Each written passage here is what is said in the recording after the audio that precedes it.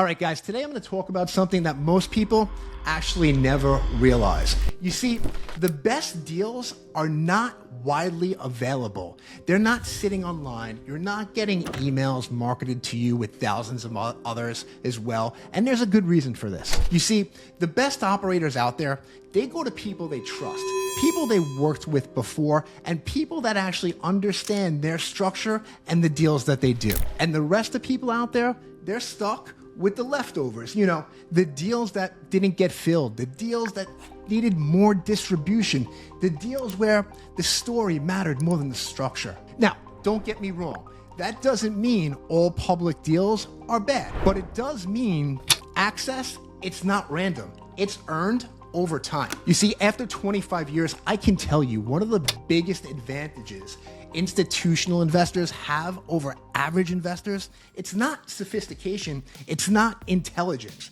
it's proximity. Who they know, who brings them opportunities, and more importantly, how the evaluated deals, well, how they actually show up. And that's the reason people never see the best deals out there.